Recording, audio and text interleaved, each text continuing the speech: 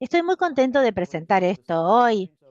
Los primeros pasos que quiero decir es que un sistema de imposición progresiva es un pilar clave de las sociedades modernas y esencial para poder fortalecer la cohesión social y la confianza en los gobiernos, esencial para también contribuir para financiar los bienes públicos que impulsen el crecimiento económico y para distribuir las ganancias entre la globalización, en lo que va a ser clave para el crecimiento global y que es esencial también para poder distribuir de manera justa las ganancias de la globalización, como dije. El problema es que ahora es que hay una evidencia, gracias a una investigación pionera que llevamos a cabo con las autoridades impositivas de diversos países, que los super ricos pagan proporcionalmente menos de impuestos que otros grupos económicos. Y esto es lo que muestra este cuadro, donde los impuestos pagados por las personas ordinarias, digamos, en general, y con respecto a lo que se computa, lo que paga respecto de la participación accionaria como parte de los ingresos, y pueden ver que en todos lados tenemos buenos datos, que los super ricos entonces están siendo grabados con tasas o alícuotas menores que las personas en general. Esta es una cuestión que es el fracaso del impuesto a las ganancias en la parte superior. Es decir, no ha podido realmente grabar a los super ricos, que han evitado de alguna manera, evitando las distribuciones de dividendos y también las ganancias de capital latentes, digamos, utilizando también empresas holding y estructuras similares para poder de alguna manera ocultar sus ingresos y no pagar los impuestos que deberían. Esto es lo que muestra el gráfico. El primero, pero acá vemos un impuesto que es el impuesto individual como una fracción de los ingresos, cuando la mayoría de la distribución de los impuestos son progresivos, pero después caen, como ustedes puedan ver, en algunos países incluso casi al 0%. Francia, por ejemplo, debido a lo que tiene que ver con las empresas holding y la estructura accionaria que ellos tienen. Es un problema, ¿por qué? Porque impide que los gobiernos tengan una cantidad de ingresos impositivos, y también es un problema porque realmente, de alguna manera, la desigualdad se ve, digamos, aumentada debido a esta situación. Si ustedes ven ahora los hechos y ven la riqueza de los billonarios o los mil millonarios como una fracción del PBI mundial, esta es la foto que ustedes pueden ver. En 1987, los mil millonarios tenían en cuanto a riqueza el equivalente al 3% del PBI mundial, pero hoy tienen el equivalente del 14% del PBI global.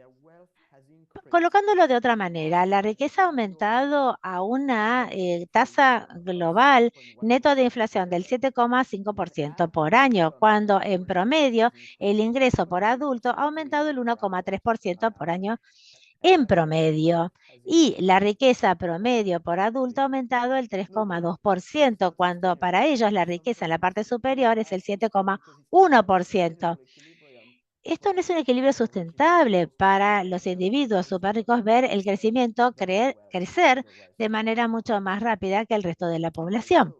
Entonces, el plan de acción que fue encargado por Brasil como presidente del G20 se centra en una propuesta simple, que es crear una nueva estándar o norma internacional coordinada de impuesto mínimo que asegure que los mil millonarios globales paguen ingresos a la renta, un equivalente de por lo menos el 2% de su riqueza o renta. 3.000 contribuyentes, mil millonarios, serían afectados globalmente por este impuesto mínimo, lo cual recaudaría 200 a 250 mil millones de dólares en ingresos impositivos anuales. ¿Cuál es la diferencia que haría entonces? Bueno, resolvería el tema de la progresividad en la parte superior de la distribución de impuestos. Para los países de altos ingresos, hoy en día, una persona que tiene más de mil millones de dólares de riqueza paga muy bajo, su alícuota es muy baja, como fracción de la riqueza. Entonces, no sería progresivo este sistema, pero por lo menos las personas con la mayor capacidad de pagar impuestos no pagarían menos que otros grupos socioeconómicos. Y voy a cerrar ahora la ventana un poquito.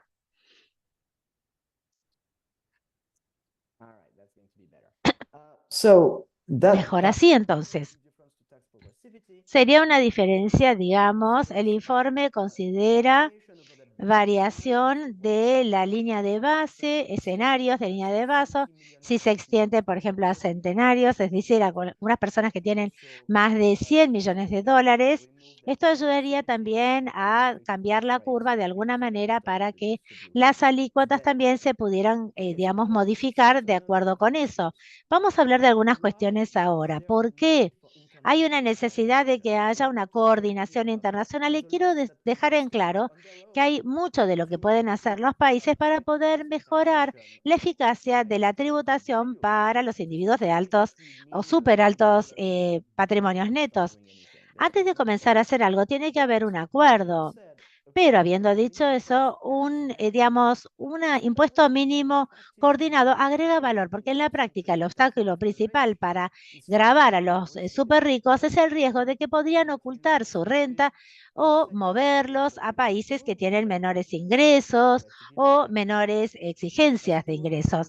Para superar esta cuestión se necesita la coordinación internacional más intercambio de información y se necesita también un estándar común para poder evitar el race to the bottom, digamos, la competencia tributaria, la misma lógica que nosotros tenemos con, por ejemplo, para las compañías multinacionales, el impuesto mínimo que hemos podido lograr. Podemos lograrlo porque el año 2021 más de 130 países acordaron tener un impuesto mínimo sobre las compañías multinacionales. Se conoce como el Pilar 2 del proceso de la OCDE. Nosotros sabemos ahora, a partir de esto, que la competencia internacional tributaria es algo que se puede lograr y que se puede elegir. También podemos elegir entonces la coordinación a partir de esta experiencia. Y otro que es muy importante aclarar es que este impuesto mínimo, este estándar mínimo, no es no impuesto a las riquezas, sino que es el impuesto mínimo que permanece dentro del dominio de la tributación de impuesto a las ganancias o sobre la renta. Los mil millonarios, la idea es que si uno paga suficiente impuesto a las ganancias, no se debe ningún impuesto extra. Y esto ocurre cuando los ricos se dan cuenta que, por ejemplo, las ganancias latentes, digamos, por contraste, si alguien paga poco impuesto a las ganancias, hay un top-up que se aplica al impuesto a las ganancias para poder llegar al estándar mínimo acordado del 2%. La clave para que esto funcione es definir el mínimo relativo a algo que sea difícil de manipular para los super ricos. Entonces, la mejor referencia sería la riqueza en sí misma, porque el ingreso o la renta no está muy definido para los super ricos, pero el valor del mercado de los mil millonarios sí está bien definido. En términos técnicos, entonces, lo que se describe acá es el impuesto a los ingresos presunto. Si uno es mil millonario y uno informa poco o ingreso o renta, de hecho debe tener una ganancia presunta y digamos, esta tasa de ganancia debería entonces basarse en ese impuesto a la ganancia presunta. Seamos bien claros con esto.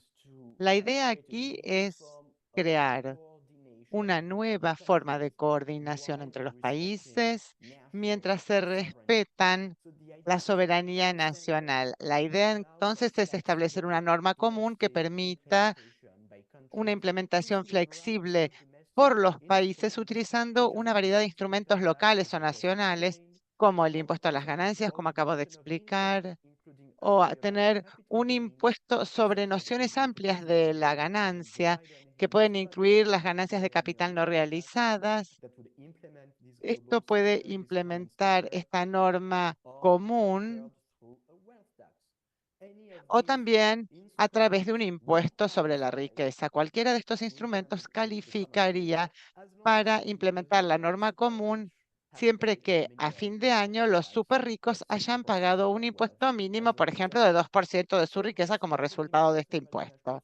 Entonces, al igual lo que sucede con el otro pilar, 2, esta nueva norma internacional no requiere un tratado multilateral, sino solamente que se adopten medidas a nivel nacional a partir de una norma acordada. Antes de abrir la sesión a preguntas, déjenme presentarles algunas de los principales desafíos que enfrenta la implementación. Número uno, ¿cómo evaluar, cómo determinar el valor de esa riqueza? Si la ganancia es tan manipulable como si la riqueza es tan manipulable como la ganancia, entonces el impuesto mínimo es ineficaz. La mitad de la riqueza de los 1.000 millonarios actualmente se encuentra en acciones, en empresas que cotizan en bolsa, y la otra mitad están en empresas privadas, y por definición, un 1.000 millonario va a tener grandes empresas privadas, y sabemos cómo evaluar las grandes empresas que valen. Hay miles de analistas financieros a nivel mundial que se la pasan valuando a las empresas que cotizan en bolsa. Y después sabemos que hay otras cosas que tienen que ver con los Picasso, los botes, los aviones, pero estos representan una parte muy pequeña de la riqueza de los muy ricos. Mi argumento aquí es que no podemos tener una valoración perfecta de la riqueza de todos. Sin embargo, es fundamental tener en cuenta la naturaleza de la riqueza de los súper ricos para poder así mejorar de manera masiva la situación respecto del statu quo. En segundo lugar, ¿cómo podemos saber quiénes son los 1.000 millonarios? Esto superando la opacidad financiera que existe. La evasión fiscal es lo que muestra la investigación actual, no es que la evasión fiscal no es la ley de la naturaleza, es una elección. Uno puede elegir la opacidad o puede elegir la transparencia. Y hay muchos que han elegido crear mucha transparencia en los últimos 50 años. Primero, extendiendo el intercambio automático de información bancaria en los países y extenderlo para que incluya otros activos como los bienes inmuebles. Y en segundo lugar, se puede mejorar la transparencia para las empresas multinacionales con la creación de informes país por país de las multinacionales donde brinden toda la información a las autoridades. Lo que se debe agregar a estos informes país por país es información acerca de quiénes son los titulares de la propiedad de esas compañías, quiénes son las personas que son dueñas de más del 1% de las acciones de una multinacional.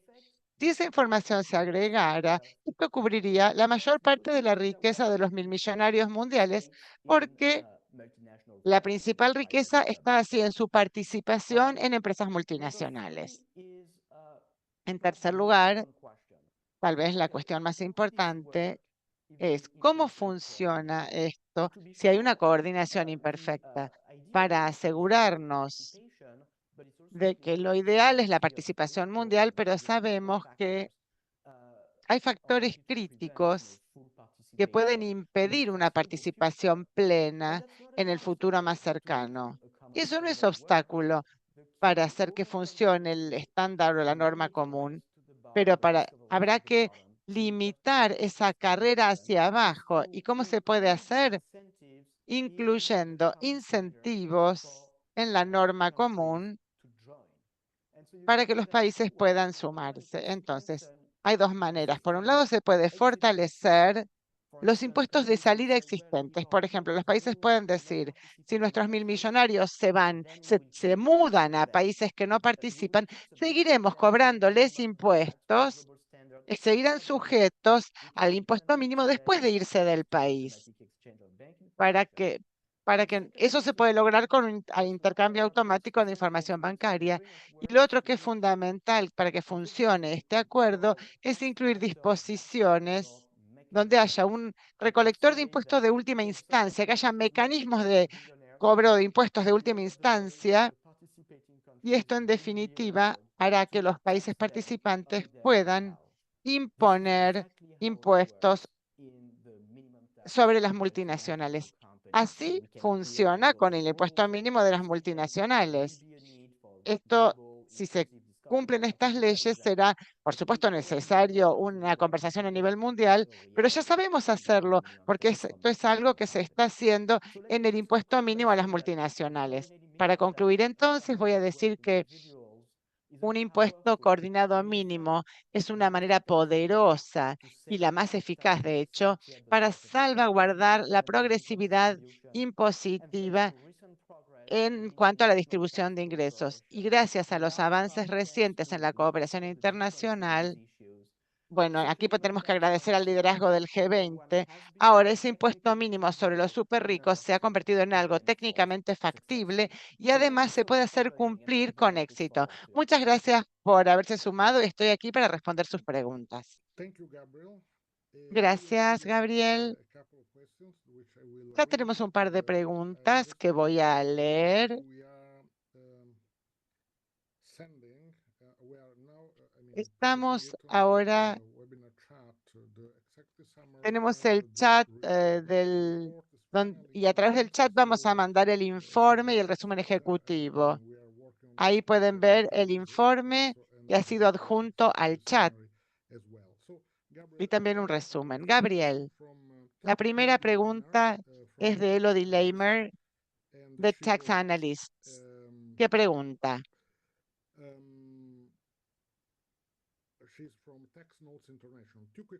Es de Tax Notes International. Dos preguntas. En la Unión Europea tenemos nuestras 4 libertades.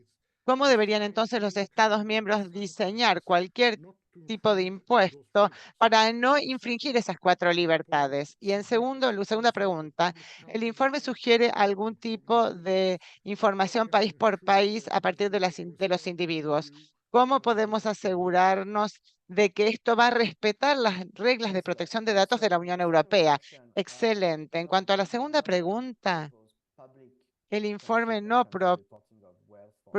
propone que haya una información pública país por país a partir de las personas, sino que las personas deban presentar información sobre su riqueza de manera similar a lo que hacen las multinacionales. Pero esto sería confidencial, esa información que le dan de forma confidencial a la autoridad impositiva y no información pública que se vaya a divulgar al público. Y en cuanto a la compatibilidad de esta norma mínima con la Unión Europea, sabemos cómo hacerlo. Lo hemos hecho con las empresas multinacionales, los problemas son siempre los mismos. Y esto tenemos una directiva de la Unión Europea para implementarlo y esto puede lograr cierta atracción a nivel mundial y podemos basarnos en esa experiencia anterior para convertir esa norma o traducir esa norma en una norma a nivel nacional. Bien, gracias. A los periodistas les pedimos que escriban las preguntas en el casillero de preguntas y respuestas que pueden ver en la parte inferior de la pantalla. No veo quién levanta la mano, así que escriban las preguntas, por favor. Segunda pregunta de Nico Becker de Climate Table. Muchos individuos ultramillonarios viven en el norte global. ¿Cuánto dinero se puede destinar a los países del sur global? ¿O cuánto se va a cobrar en los países para el sur global? Bueno, estamos hablando a nivel mundial en su conjunto, no se hace una distinción país por país. Eso es algo que sería útil hacerlo en el futuro.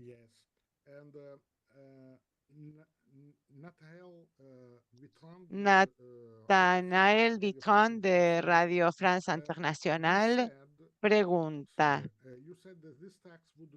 dijiste que este impuesto no requeriría un tratado multilateral y que podría ser implementado por un grupo de países, al igual que con el impuesto mínimo para las multinacionales. Perdón, se fue la pregunta. ¿Qué tan pequeño puede ser este grupo de países pioneros para ser eficaz? Es una pregunta difícil y muy buena. No conozco la respuesta. Cuanto mayor la cantidad de países, más efectivo va a ser el país y no hay una fórmula mágica. Creo que hay mucho pedido a nivel mundial de este tipo de medidas, que es generalizado. Cuando uno les pregunta a las personas si apoyarían un impuesto mayor a los individuos, tenemos un 70-80% de las personas encuestadas que han dicho que sí. Por eso, fundamentalmente, puede llevar tiempo, pero yo tengo esperanza de que lo logremos en algún momento. La participación global es fundamental. Habrá una gran cantidad de países que pueden participar. Esto es algo que dará visibilidad. Hace 10 años ni siquiera se pensaba que los países pudieran ponerse de acuerdo con estos impuestos a las grandes empresas. Parecía una utopía y ahora es realidad. Esto ha sido implementado por 35 países y hay docenas de otros países que pronto se van a sumar. Así que creo que tenemos razones para pensar que se puede lograr algo similar en los próximos años. Sobre esta misma pregunta, Martin Sandbu pregunta del Financial Times. Los tratados impositivos bilaterales tienden a definir la residencia fiscal a los fines del impuesto a las ganancias en cierto detalle. ¿Cómo se puede imponer impuestos de salida a quienes se muden a jurisdicciones que no cooperen? Excelente pregunta. Falta una renegociación. Probablemente habrá que enmendar los tratados de doble imposición. El informe habla de ciertas consideraciones legales y al mismo tiempo se señala que a medida que avanza la discusión política, habrá que hacer un análisis legal específico de ciertos puntos. Y este es uno de los típicos puntos que tendrán que ser analizados. A alto nivel habrá que renunciar al costo del statu quo. Hay un costo de inacción y hay un costo de reformar. Estamos negociando los tratados de doble imposición, pero el costo de la inacción son los 250 millones de dólares que se pierden por año, porque no se puede, 250.000 millones que se pierden por no poder cobrarles impuestos a los ultra ricos. Así que, de alguna manera, habrá que ponderar los costos y beneficios de esta nueva forma de coordinación internacional. Tenemos una serie de periodistas que preguntan cuál es el consenso hasta ahora en cuanto a los países que puedan apoyar esta propuesta y de qué manera se puede avanzar considerando que Estados Unidos. Hay una pregunta específica de un representante de México basado en Washington, donde dice que Janet Yellen ya ha descartado un impuesto mundial sobre la riqueza de los 1.000 millonarios. Una gran porción de ellos viven en los Estados Unidos. Entonces, esta propuesta, ¿cómo avanzaría sin los Estados Unidos? Bueno, son varias preguntas. 2 puntos. Una, la conversación acerca de este tema comenzó hace 4 meses. La reunión celebrada en Brasil, en San Pablo, a fines de febrero, con los ministros de Finanzas, fue la primera vez en que se habló en el G20 o en el G7 de estas cuestiones, las cuestiones de riqueza, de la concentración de la riqueza y cómo imponer a los individuos tan ricos. El G20 existe desde hace 25 años, el G7 desde los años 70, 50 años que existe, y todo este tiempo nunca se habían planteado en la agenda cuestiones así, que quiero elogiar a Brasil, así como a muchos otros países que se expresaron a favor de poner esta cuestión en la agenda. Esto es muy reciente y en estos 4 meses unos cuantos países han expresado su apoyo. No solo elogiamos a Brasil por comenzarlo, que esto es muy importante, pero también hay muchos otros países que han dicho sí, y esto es algo que merece discutirse. Y para eso hace falta cooperación. Esto incluye países como Brasil, Francia, Sudáfrica, España, Colombia, la Unión Africana, Bélgica y muchos otros países que lo están considerando atentamente para solidificar su posición. Quiero ser muy claro, no es cierto que la secretaria Yellen haya descartado esta propuesta. Hay dos conversaciones que a veces se confunden. Por un lado está la cuestión de si hay valor agregado en tener una norma común para una imposición mínima de los ultrarricos que puede afectar la soberanía nacional en la manera en que se la describe y si realmente es necesario contar con un sistema impositivo más eficaz para los ultrarricos. Y por otro lado, es una segunda conversación. Si esto existiera, si hubiera acuerdo, ¿a dónde debería ir ese dinero? Habría que hacer una redistribución internacional, utilizar ese ingreso que se genere por los impuestos para transferirlos a otros países. Y esa segunda propuesta es la que se descartó. Ella dijo que ella no está a favor de la distribución internacional. No estamos hablando de una redistribución internacional. Estamos hablando esencialmente de basarnos en lo que se ha propuesto, que propuso el presidente Biden en su presupuesto para los Estados Unidos, que tiene un impuesto a las ganancias mínimo para los multimillonarios de 25% del capital, de las ganancias de capital no realizadas. Esto no solo implementaría la norma estándar, la norma común mínima, sino que la tendría en cuenta, pero él tiene esta idea. La propuesta es, tiene valor hacer eso de manera cooperativa y común. Por supuesto, los países lo pueden hacer, pero si lo hacen varios países al mismo tiempo, va a ser incluso mejor, porque como esto forma parte del presupuesto del actual gobierno de los Estados Unidos, esto de alguna manera es la postura que tiene la actual administración. Sí, muchas gracias. Hay una serie de periodistas haciendo una pregunta respecto de cuáles son los próximos pasos, qué va a suceder en Río de Janeiro y qué va a ser la presidencia del G20, cómo se propone avanzar con esta propuesta. Miren, yo puedo responder esta pregunta, pero no sé si alguien quiere agregar según mi entender.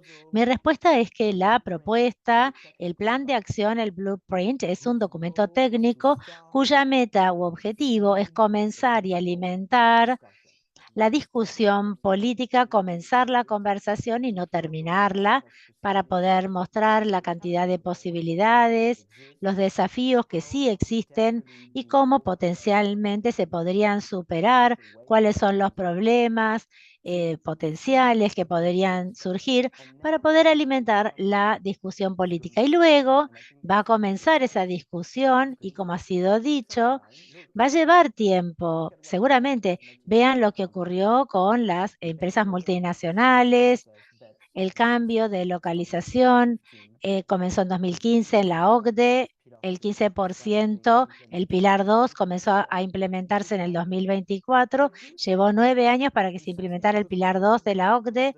Bueno, por todo el trabajo que se hizo recientemente para el Pilar 2, para el intercambio automático de información bancaria, hay esperanza, creo yo, de que ese impuesto mínimo sobre los súper ricos que se pueda lograr ver la luz antes de 9 años.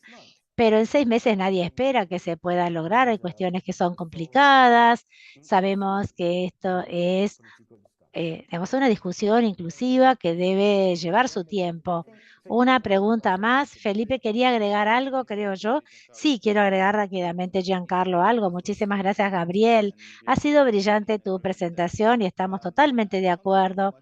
No puedo hablar demasiado porque estoy dentro de las negociaciones, en la sala de negociación del G20, pero puedo decir sí que hay un gran interés para poder hablar de la propuesta y es un momento muy adecuado, como dijo Gabriel. Varios países lo han expresado públicamente, que están interesados en la discusión. Necesitamos tener ahora conversaciones paralelas para que se llevan a cabo con los países, para hablar cómo esta propuesta puede cumplir dentro de la reforma impositiva de sus países. Y uno de los méritos de este informe, esta propuesta es que es bastante flexible, los países pueden implementarlo de diferentes maneras, se analizan sus esfuerzos internos, pueden llevar a la contribución o a la conclusión de que esta reforma puede tener una posibilidad de avanzar. Y estamos en este proceso, los países están escuchando, están considerando sus planes, están viendo mérito en la cooperación internacional. Ahora, ¿con cuánta rapidez podemos avanzar? No puedo decirlo, pero puedo prometer que vamos a seguir luchando en este esfuerzo y además de esto, hay conversaciones en otros foros sobre impuestos. Es una cuestión que naturalmente también se van a discutir en otros foros internacionales. Muchas gracias, Felipe. También Marcela F. tiene una pregunta de Estados Unidos.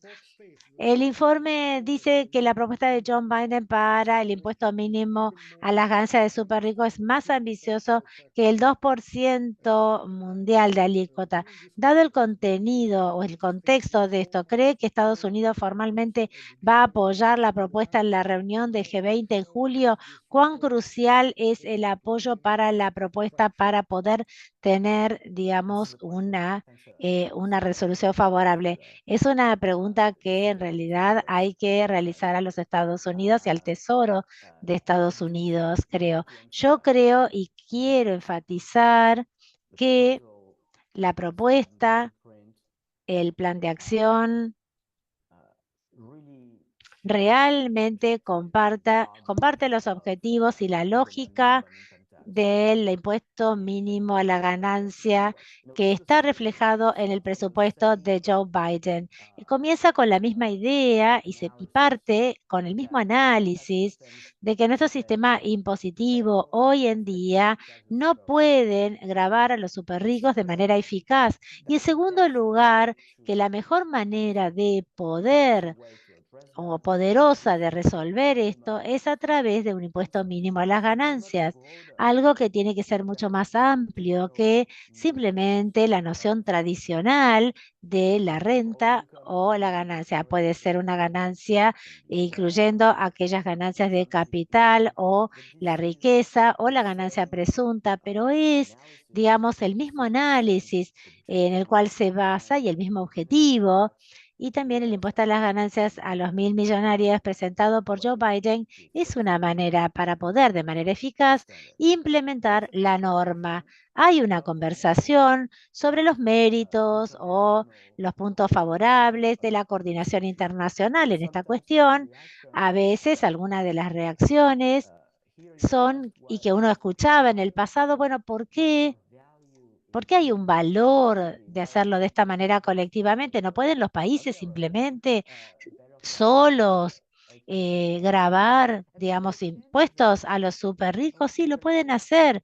Ciertamente, debo dejar esto en claro, pero sí hay una coordinación internacional que es valiosa por la misma razón que hay valor agregado en la coordinación para la tributación de las empresas multinacionales y es que ayuda a evitar o impedir el riesgo de que haya una carrera hacia abajo y reducir las posibilidades de la competencia. Podría crear la competencia tributaria, las formas de información también que puede apoyar la capacidad de que los gobiernos nacionales puedan implementar el impuesto en el contexto interno. Yo sé que el informe tiene algunas, digamos, posibilidades de poder tener el apoyo más amplio, no solo en Estados Unidos, sino en muchos otros países.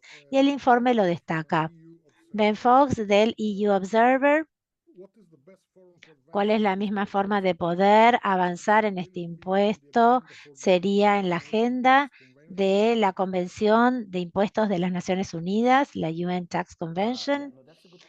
Esa es una buena pregunta y número uno, la discusión está comenzando todavía. Lo que puedo decir es que en los últimos 15 años el G20 ha sido muy eficaz en colocar ideas bastante valientes en la agenda. 2017, por ejemplo, el intercambio de información bancaria en la agenda, algo que era una utopía antes. Realmente son iniciativas bastante valientes y novedosas.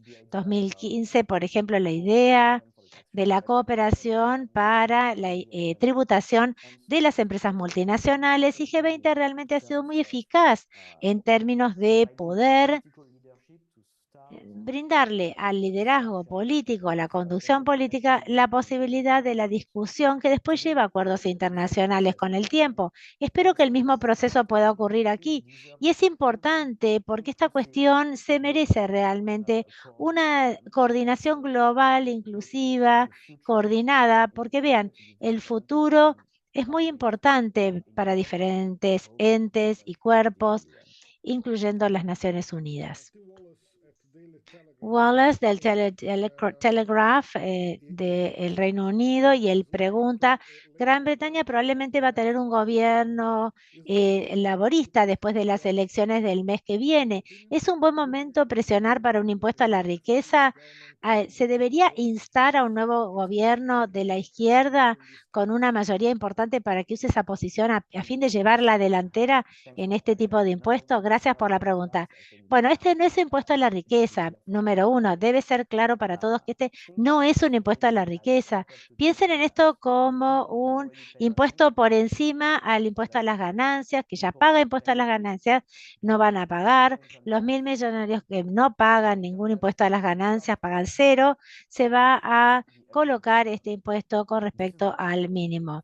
Esto es lo que estoy defendiendo y espero que sea entendido cuál es la idea y el gobierno del Reino Unido, después de las elecciones, sí va a tener un rol importante, creo yo, en avanzar esta discusión internacional respecto de esta cuestión impositiva. Con respecto a esta cuestión de Associated Press, ella pregunta, estos que mencionaron, estos 1.000 millonarios, ¿no están pagando el 2% en en sus respectivos países? La mayoría de ellos, algunos de ellos tienen nombres, tienen de la cantidad que usted mostró. ¿Qué podría ser un desafío para la implementación, tal vez la concentración en pocos países de su renta? Bueno, en primer lugar,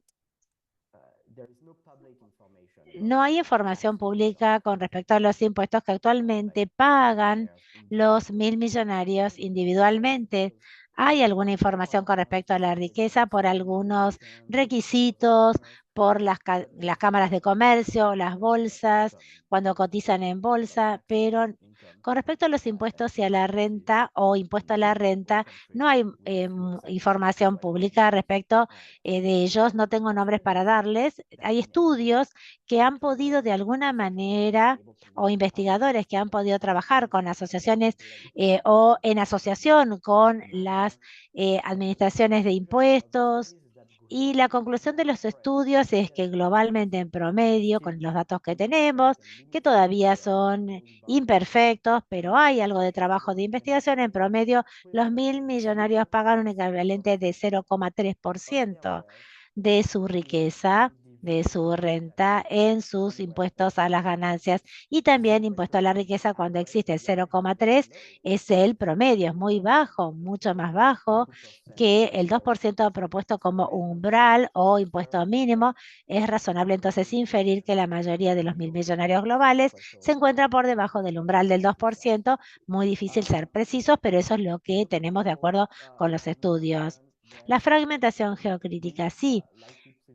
Nosotros estamos tratando y esperamos una participación global en el futuro cercano. No creo que sea un problema. Vean la forma en la que funciona para las empresas multinacionales hoy en día.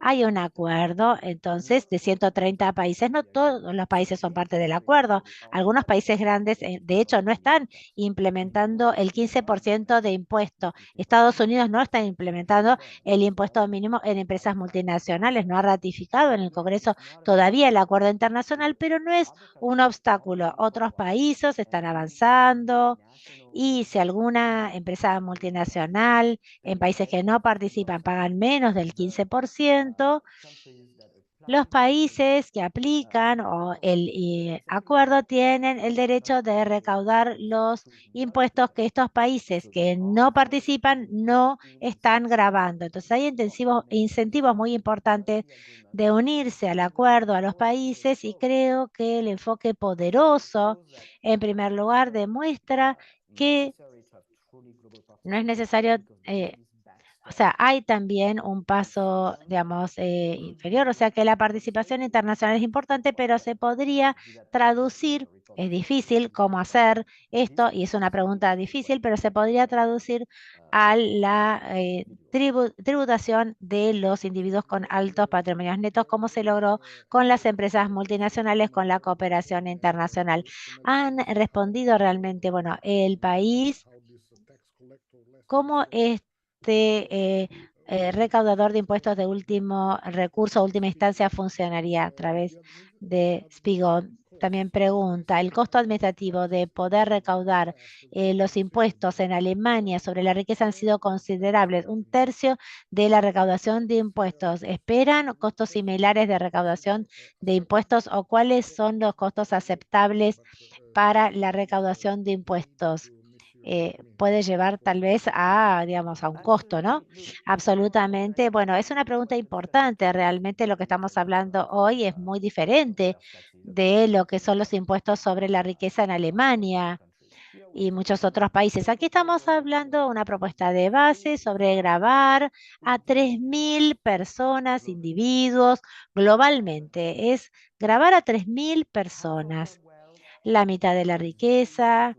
Es muy fácil de observar y medir acciones en empresas que cotizan en bolsa y la otra mitad requiere un poco de trabajo. Sí, es así para poder valorizar las empresas importantes, pero no va a costar realmente ni, s- ni más de una pequeña fracción realmente de lo que se espera, que serían 200 o 250 mil millones de dólares de recaudación adicional. Es una población muy pequeña para la cual en realidad hay mucha información respecto de la riqueza, de la plusvalía y la valorización de estas empresas para 3.000 individuos es algo que se puede realizar. Estamos quedándonos sin tiempo, Gabriel. 10 minutos más. Puede ser, te puedes quedar 10 minutos más, Gabriel. Sí, no hay problema. Para los periodistas tenemos en este momento el informe global posteado aquí y el resumen ejecutivo en el chat del webinario para poder descargarlo de allí. Y una cantidad de preguntas ya están explicadas muy bien en estos dos documentos. Bueno, una pregunta ahora de Urmi Goswami de la Economic Times de India. ¿Cómo piensa que esta propuesta puede ser más aceptable en países, particularmente países en desarrollo, donde la cantidad de mil millonarios está creciendo, pero relativamente es un grupo nuevo? ¿Cómo se espera que el impuesto a la riqueza impacte la inversión por parte de estos grupos o de este grupo en la economía global? Con respecto a que tema que este impuesto no es un impuesto a la riqueza, debo decir entonces que este plan de acción propuesto, en realidad lo que es relevante es la comparación. Los mil millonarios globales tienen tienen un rendimiento sobre su plusvalía del 7,5% en promedio por año en las últimas 4 décadas neto de inflación y antes de impuestos. 7,5% es su retorno. Sobre la renta pagan 0,3% promedio, el equivalente de su impuesto. Entonces el retorno sobre digamos, la renta 7,2%. Si restamos 7,5% menos el 0,3 en las últimas décadas. Si se pudiera aplicar su rendimiento neto sobre la renta sería 5,5% neto de impuestos promedio, neto de inflación. Aún así, entonces sería un rendimiento muy importante. La estructura económica sugiere que a este nivel de rendimiento, el incentivo o el impacto adverso de inversiones o de acumulación de innovación probablemente va a ser de segundo orden. También estamos hablando de una población muy pequeña, son 3.000 contribuyentes en todo el mundo. El impacto entonces a nivel global o a nivel de cada país sobre el crecimiento, la innovación, la inversión, probablemente va a ser realmente muy bajo este impacto. Y la primera pregunta con respecto a el apoyo crítico a los países en desarrollo, quiero decir en realidad que estas encuestas de opinión de las que hablé al principio, las realizamos para los países en desarrollo también y también en estos países se vio cuando ven Indonesia, por ejemplo, en una encuesta reciente, más del 80% de la población estaba a favor de tener una tributación mayor, más efectiva sobre los superricos. Hay un apoyo, digamos, abrumador con respecto a este tipo de medidas en países también en desarrollo. Tenemos una pregunta ahora de un periodista francés, André Marie, Manivic, y también tres de Brasil que estamos tratando de unir. Entonces, André Manivic de Media TV de Francia pregunta, en Francia el gobierno actual está en contra de los impuestos y argumenta que van a detener el flujo de inversiones y por lo tanto de creación de trabajos. ¿Cómo respondían? Macron estaba a favor de esta propuesta, ¿no? Según tenemos información. Bueno, con respecto a la sustancia, respecto de que este impuesto va a alentecer la cantidad de inversión, estamos hablando de una cantidad muy pequeña, un impuesto del 2% que va a preservar aún la gran, o sea, un porcentaje importante, más o menos estimada en el 5,5% en promedio. La posición de Francia, sin embargo, ha sido parte de los países que han expresado el apoyo por la propuesta y el plan de acción. Hasta ahora, una pregunta de Brasil. Gabriel Benevides de Poder 360. Gabriel Benevides pregunta, ¿va a haber mucho pushback de los lobistas en el Congreso, en todos lados y presión en contra? Pero entonces, ¿se está llevando a cabo negociaciones también con los poderes legislativos de los países debido al lobby que podría ocurrir? Y también a ver, vamos a ver cómo parafraseamos y exactamente cómo propuestan que se haga uso de estos fondos. Cada gobierno puede elegir el destino o conjuntamente. Bueno, vean,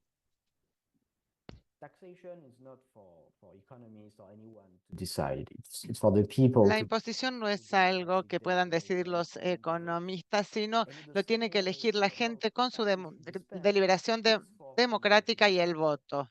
Y en esto pasa lo mismo, lo tiene que decidir la gente a través de las deliberaciones, a través de sus representantes en el Congreso. Yo no puedo decir cómo se va a gastar ese dinero. Espero que comience esa conversación en los distintos países muy pronto. Y en cuanto a la primera pregunta, sí, sí va a haber avances y retrocesos. Sería ingenuo suponer que los contribuyentes involucrados van a estar todos a favor y van a apoyar este proceso.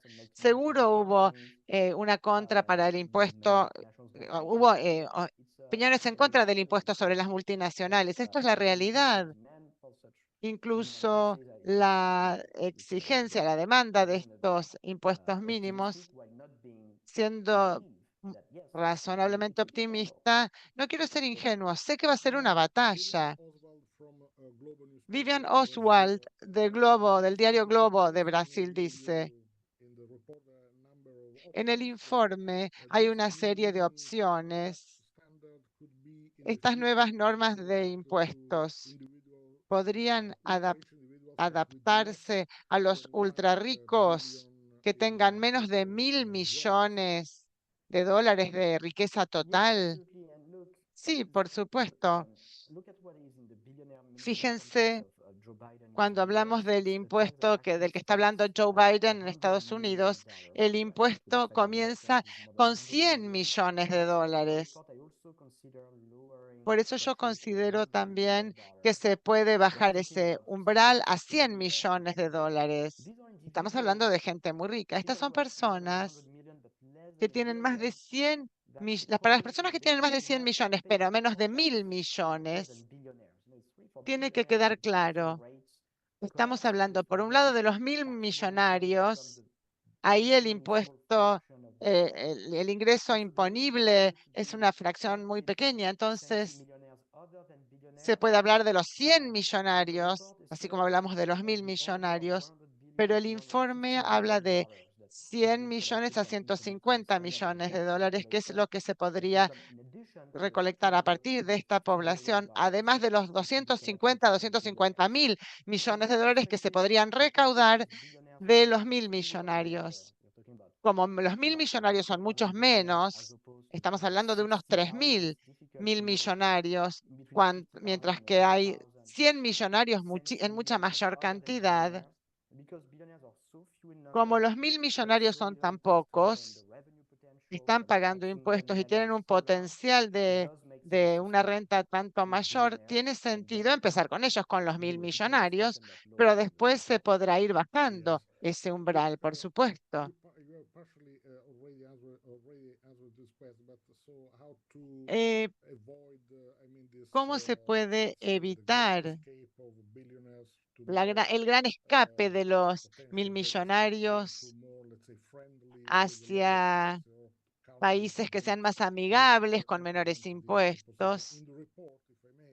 En el informe, si se me permite, se explica que en los últimos 25 años la cantidad de 1.000 millonarios, que fue mucha la que se mudaron de un país a otro, de su país a otro, ha sido un porcentaje de un 10%. No se espera que este número aumente significativamente cuando esta propuesta finalmente se implemente. Esta es una pregunta importante. Yo creo que